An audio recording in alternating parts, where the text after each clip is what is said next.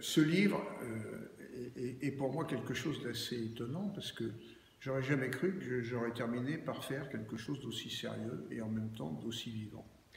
Lorsque j'ai été rattrapé il y a de ça quelques années par la retraite, je me suis trouvé confronté à un problème, c'est de dire maintenant j'ai une liberté absolue, je suis un rentier puisque tous les mois on verse une rente, et qu'est-ce que je vais faire?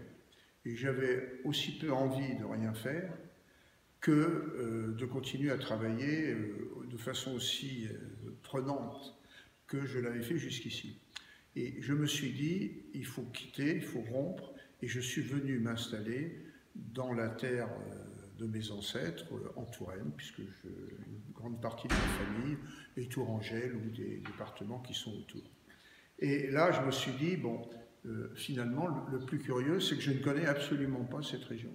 J'étais venu des milliers de fois, puisqu'on se retrouvait en famille, mais je n'avais jamais visité, je connaissais assez peu de monde, et je me suis dit, eh ben, on va commencer par visiter le pays. Bon. Et puis je me suis vite rendu compte que visiter un pays sans finalement avoir un but, un objectif, c'était vite un peu lassant, un peu répétitif, et finalement sans très grand sens. Et c'est là où je me suis rappelé que ma chère mère avait hérité d'un dolmen à côté de Paumy, le dolmen de la Pierre Chaude, où tout enfant, elle nous racontait des tas d'histoires quand on allait le visiter.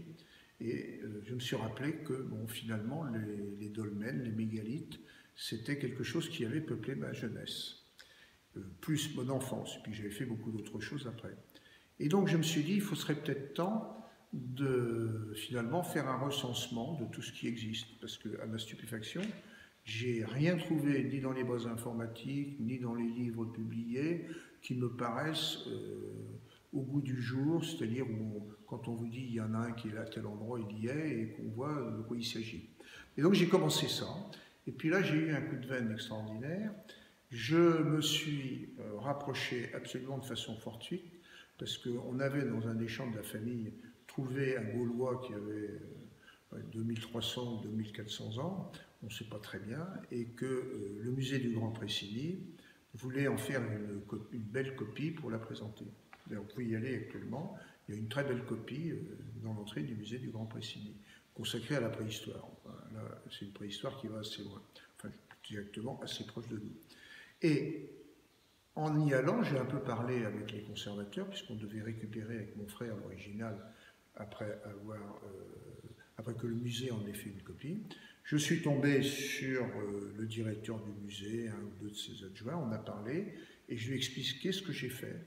Et là, ils m'ont dit, alors je m'attendais à ce qu'ils rigolent face à un amateur comme moi, ils m'ont dit, mais non, mais c'est très intéressant, et immédiatement, ils m'ont mis quelqu'un pour s'occuper un peu du travail que je faisais, et ils m'ont ouvert surtout la bibliothèque. Et là, j'ai passé des heures magnifiques à rechercher dans des ouvrages un peu, disons, universitaires, c'est-à-dire pas faciles d'accès, tout ce qui pouvait exister. Et c'est comme ça que j'ai commencé à bâtir ce livre, dont on a ici deux choses. C'est d'une part les positions de tous les mégalithes, et j'en ai quand même trouvé une centaine, dans un rayon de 60 km autour du musée du Grand Pressigny. Et puis également toute l'histoire qui m'a permis de rencontrer des gens, d'avoir des contacts riches. Et vraiment, c'est une magnifique histoire. Et je trouve que j'ai eu raison de m'intéresser aux mégalithes.